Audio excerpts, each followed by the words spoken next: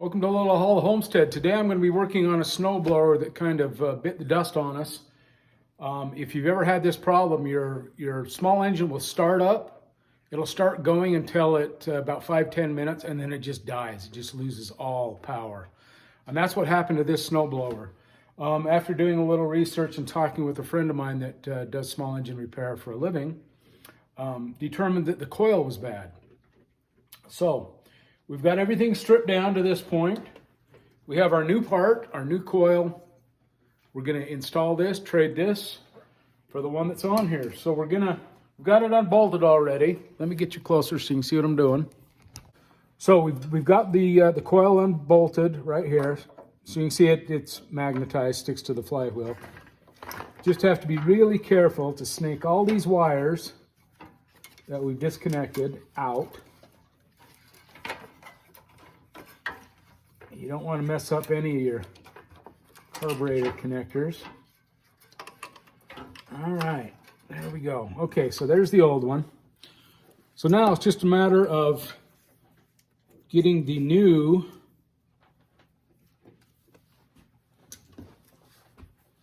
coil snaked back up through there. Take that zip tie off so you can get your wires undone. There we go. All right, there we go. Okay, that looks about right. Okay, first thing, we got to get the spark plug connector up in there. And this is where those magnets come in handy, because that'll kind of hold everything in place for you. Then this goes to our kill switch slash little plastic fake key they put in these things. This little guy. So when you pull that out, it will stop. The next tricky thing is finding that connector that's up in there somewhere.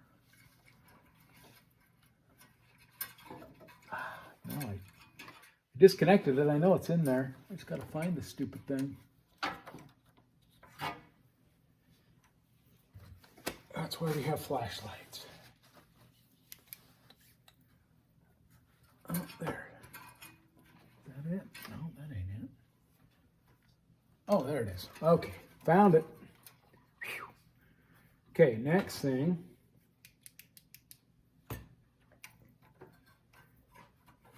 This is always a little tighter than it needs to be, in my opinion.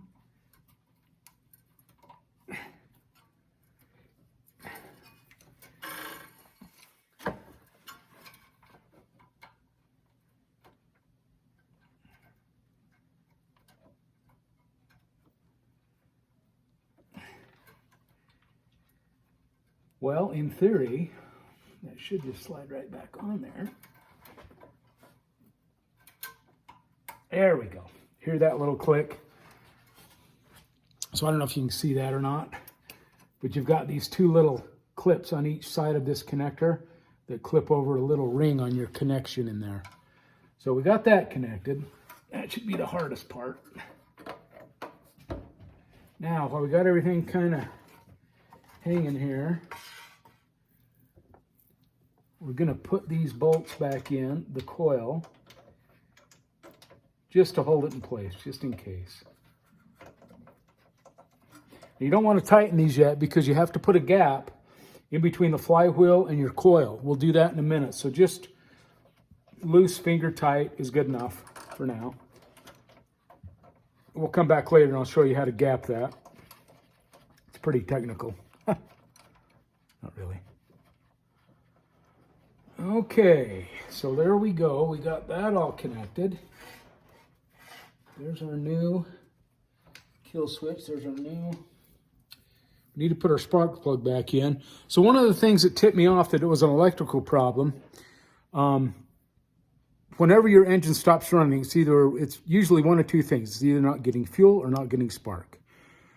So the fact that this thing started up and was running just fine kind of stumped me a little bit. Since I don't do this all the time, work on these small engines. But I pulled the spark plug out and it's just coated in gas. I mean, you can still smell it. It's been out of the machine for a couple of days. So that's telling me that no spark was happening, and the coil quit producing spark after a little while. So anyway, put this back in, and then we'll connect the spark plug up. Get you so you can see a little better maybe.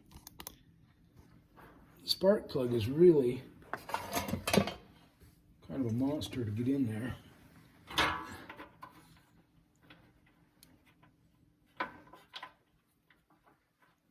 Get that going about 2 or 3 times around. Yeah, right. There we go. All right, we got that finger tight. We'll grab our spark plug socket. There it is. I don't know if you're like me or not, but man, when I work on stuff, I get everything out. Kitchen sink, everything.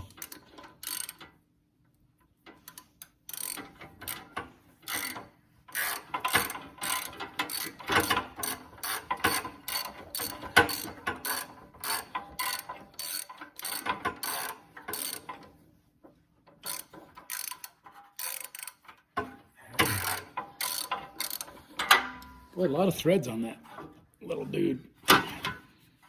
We'll do it as tight as we can get it with our fingers. There we go.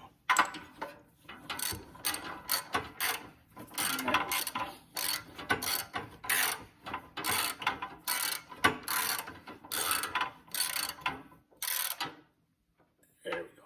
Nice and snug. That's right where we want that. Okay, we'll put that back on the spark plug.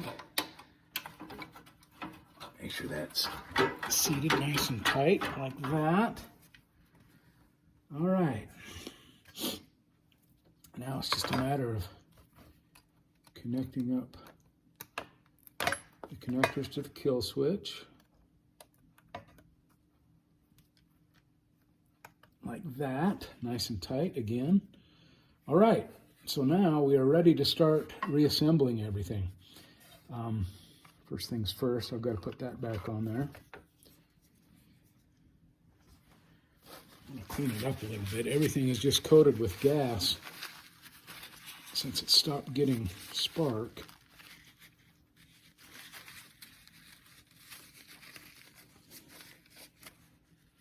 Okay. All right, we've got everything ready. We're ready to gap our coil right here. All you do is take a business card. Lucky I have an old business card from my old wood floor business that I ran for a few years until I discovered that my knees were not going to make it any longer. And all you do, I just put a business card in there like that.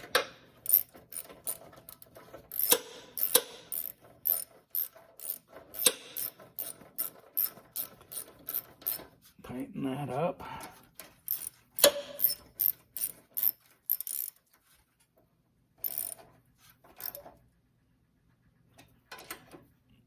Nice and tight. You don't want that to slip. Oh, that's a little too tight. You can't get the card out. So we don't want that.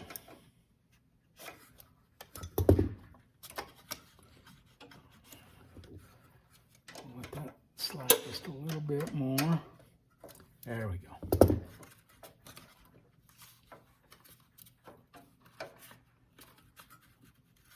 There.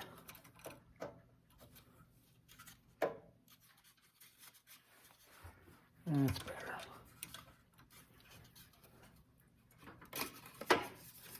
Flip it around. Got a little wet with all this gas dripping around. Holy cow. I'm having one of those days.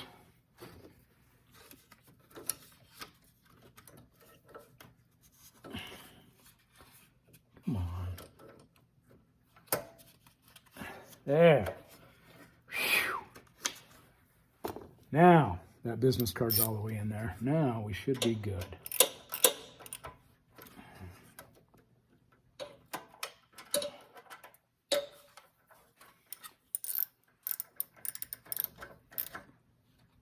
All right. There it is. All right.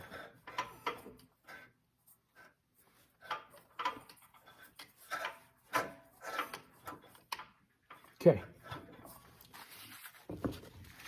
That should be good. We'll just start putting all this shroud stuff back on.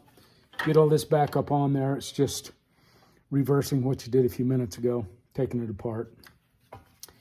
And we will start by putting this little dude back on so we can get our pull rope back on there. So we'll get everything. We'll get one thing put on. I'll bring you back and show you the next thing. All right, we finally got the shroud on. So there's a bolt way back in there that's really hard to get to, and then there's 3 around the side here. You can see this one on the top. The hardest part of putting this thing back on was getting this little heat shield lined up and getting that bolt started back in this housing. My God, I struggled with 10-15 minutes trying to get that little guy in there. There's not a lot of room between the gas tank and this shroud. So, all right, so there we go. There's the first step of reassembly. We've got this back on, thank heavens. Next step is we will bolt our pull cord assembly back on, restring the string up into here, tighten this back down, and we'll get to that point. Okay, we've got the 2 started. We've got the one on the bottom here somewhere.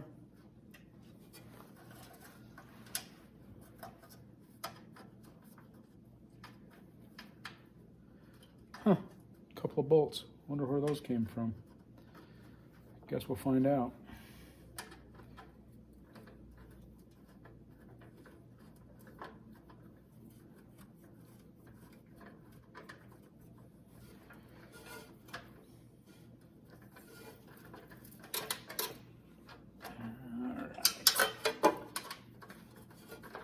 Once you get them all started, you can cinch them all down. And the next thing is, I can't remember if I think that went up over the top. Yeah, there we go. I think.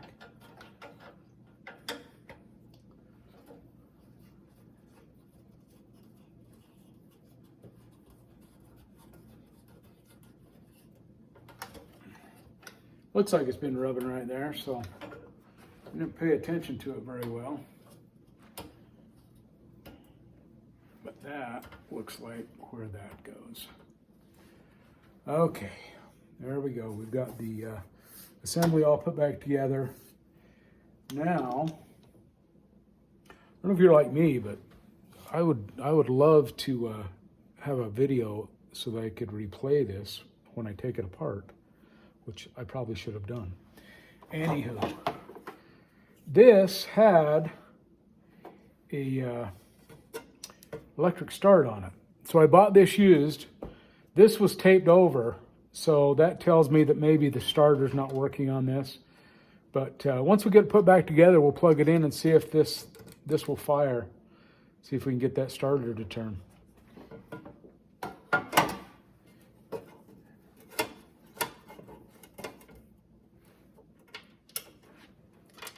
Found where these 2 bolts came from.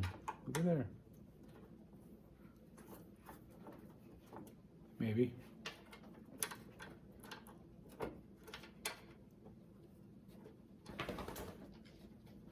Maybe not. No, that ain't where those came from. Oh, so I am a mechanic out of sheer necessity and lack of funds. That's the only reason I do this. I'm not extremely patient when it comes to mechanics, which is why I don't bring you along during the assembly when we start putting things together. Normally takes me a little longer than most.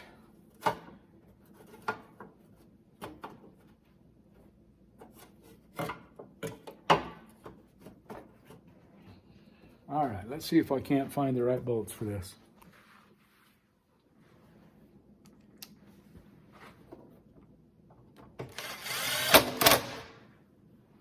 Finishing touches here. Looks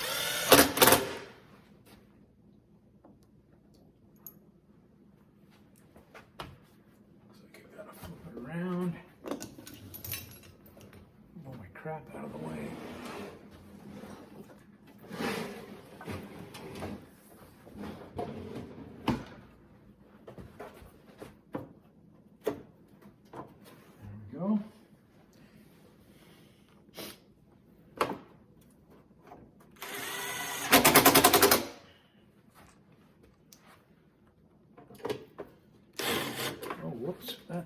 bigger one. That's right.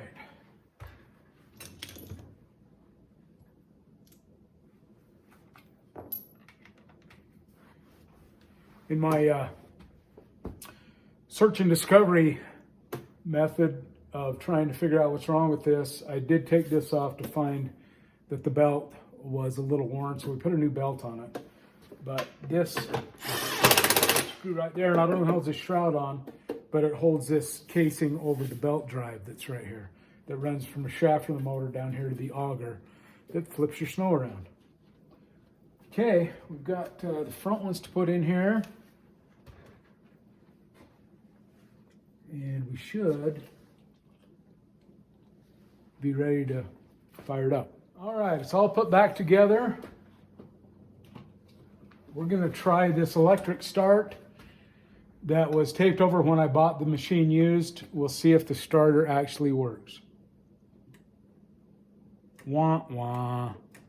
Well, that explains why it was taped over. It's all good. We got a pull rope. If it was a big deal to me, the starter is over here. You may have seen it when I had this shroud off, but it sits right under there. And it looks like it's a lot easier to replace the starter than it was to replace the coil. So not a big project. If it was a big deal, I would get me a starter and do it that way. Maybe I'll get old enough one day where I can't pull the pull rope and we'll put a new starter on this. There's a moment of truth.